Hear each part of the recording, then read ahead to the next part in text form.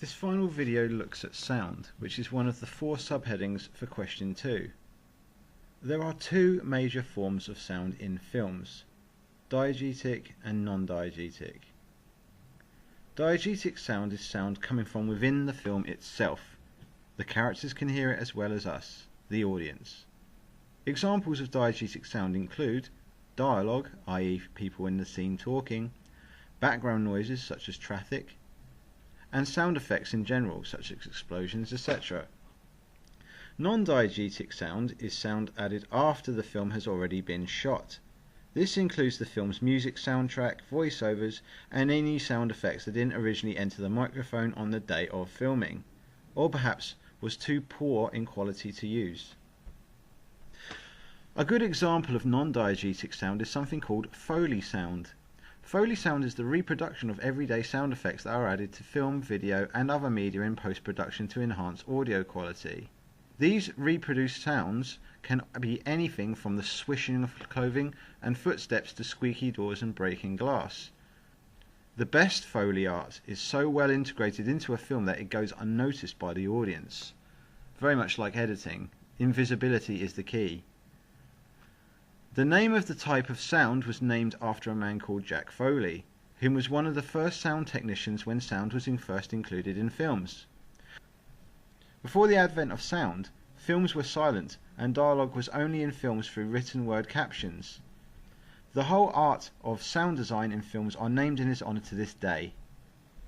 Let's look at an example where both diegetic and non-diegetic sound is mixed. Ferris Bueller's Day Off. What are we gonna do? The question isn't what are we going to do, the question is what aren't we going to do. Don't say we're not going to take the car home. Please don't say we're not going to take the car home. Please don't say. If you had access to a car like this, would you take it back right away? Neither would I.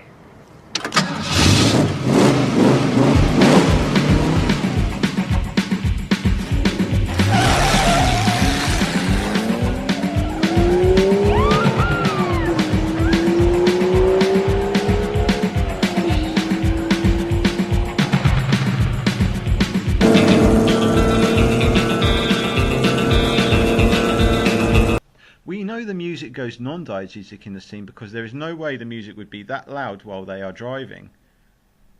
This is supported by the fact there is a sound bridge between this shot and the shots of the city itself in the next scene.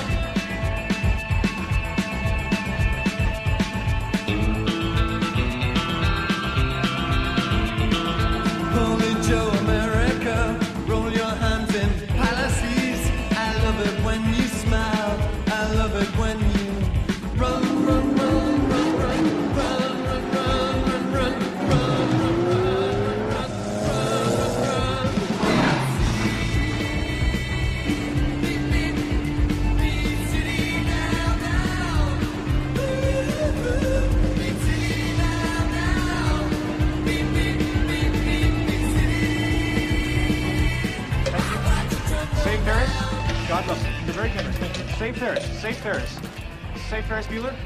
Now let's look at other different types of sound. Another type of sound is expressionistic sound. Expressionistic sound is basically exaggerated sound that makes us sense a mood.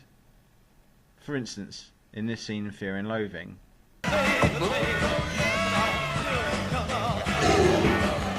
Contrapuntal sound is when the sound doesn't match the image. For instance, the film Reservoir Dogs uses happy upbeat music during a torture scene. Here it is.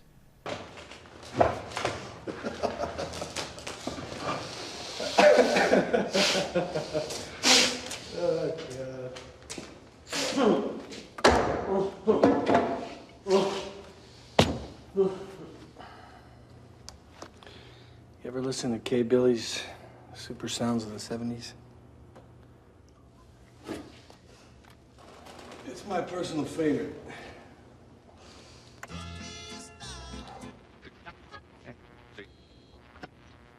Joe Egan and Jerry Rafferty were a duo known as dealer's wheel when they recorded this Dylan-esque pop bubble gum favorite from April of 1974.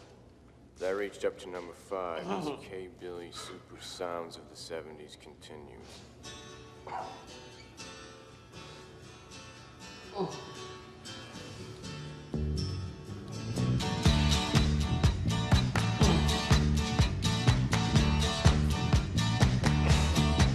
Well, I don't know why I came here tonight.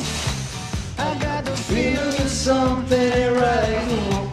I'm so scared in case I fall off my chair, and I'm wondering how I'll get down the stairs. Clowns to the left of me, jokers to the right. Here I am, stuck in the middle with you. Yes, I'm stuck in the middle with you. And I'm wondering what it is I should do. It's so hard to keep this smile from my face. Hold still. Hold still, y'all.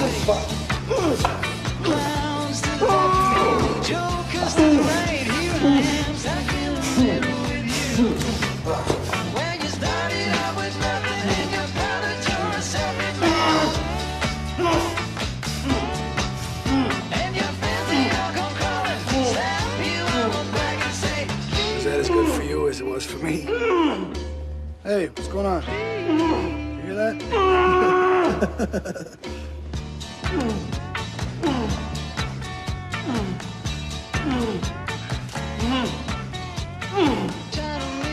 Don't go anywhere, I'll be right back. For GCSE, all of this is pretty much all you need. In fact, it's overkill. Remember that question 2 is worth 20 marks, and since there are 4 subheadings you need to talk about, you do not have time to write a long-winded answer for any one subheading. The examiner requires you to talk about all the subheadings if you want a chance to get full marks for this question. If you miss any out, you will be penalised by the examiner because you have left the question incomplete, because it's asking you to talk about all the micro elements, each feature. Because in film and media, it all counts in terms of analysis. You can't miss one out. Okay, thanks very much. This is the end of the video.